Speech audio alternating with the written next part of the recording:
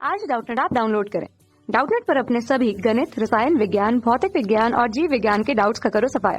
बस प्रश्न की फोटो खींचो, एक ही प्रश्न को क्रॉप करो और तुरंत वीडियो सोल्यूशन पाओ।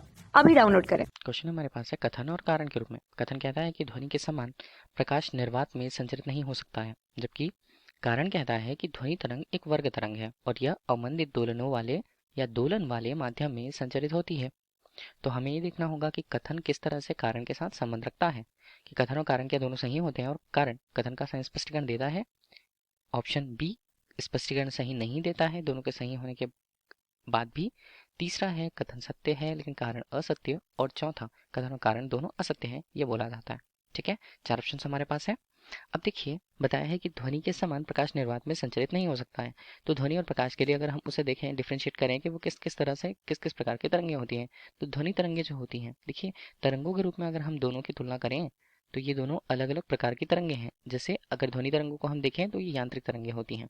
ठीक है, इसे हम यहाँ पर लिखेंगे कि ये यांत्रिक तरंगें हैं। ठीक है, यांत्रिक तरंगे।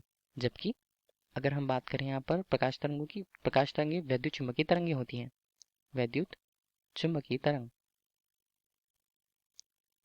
ठीक है, अब देखिए किसके लिए माध्यम की आवश्यकता होती है, यांत्रिक तरंगे होती हैं, इनके लिए माध्यम जरूरी होता है इनके संचरण के लिए। ठीक है, तो माध्यम की आवश्यकता तो होती है, तो इसे हमने लिख दिया माध्यम की आवश्यकता है। जबकि वैद्युत चुंबकीय तरंगे बिना माध्यम के भी गमन कर सकती हैं, इसलिए इन्हें माध्यम की आवश्यकता नहीं होती है सामान्य तौर पर। ठीक, तो ये नहीं हो गया। तो ध्वनि के समान प्रकाश निर्वात में संचरित नहीं हो सकता है, तो ये गलत है। ये निर्वात में भी संचरित हो सकता है प्रकाश तरंगे, क्यों, वैद्युत चुंबकीय तरंगे हैं।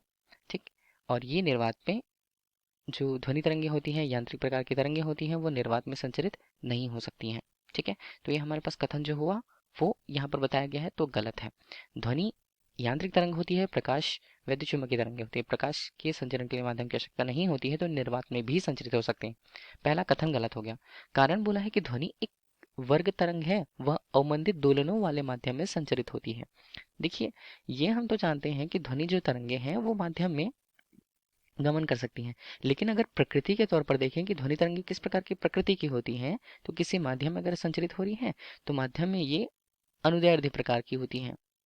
ठीक है, अनुदैर्ध्य तरंगों में होता यह है कि तरंग संचरित जिस दिशा में होती है उसके अनुदिशी तरंग के कण जो हैं वो कंपित होते हैं। कंपित कैसे होते हैं, वो संपीड़न पे हो, काफी पास पास होते हैं। ठीक है, फिर विरलन पे आ जाते हैं, फिर संपीड़न पे होते हैं, फिर विरलन पे। तो इस तरह से क्रमागत संपीड़न और विरलन के आधार पर जो कंपन, जो कण हैं वो कंपित हो रहे हैं, वो तरंग संचरण की दिशा के अनुदिशी कंपित हो रहे हैं। तो ध्वनि तरंगे अनुदैर्ध्य प्रकार की तरंगे होती है, किसी वर्ग प्रकार की तरंग नहीं होती है, तो ये भी गलत है।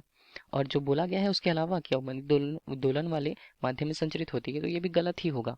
तो कथन कारण दोनों गलत होते हैं। कहाँ पर मिलेंगे, ऑप्शन नंबर डी पर। तो ऑप्शन नंबर डी क्वेश्चन का राइट आंसर होगा। Thank you.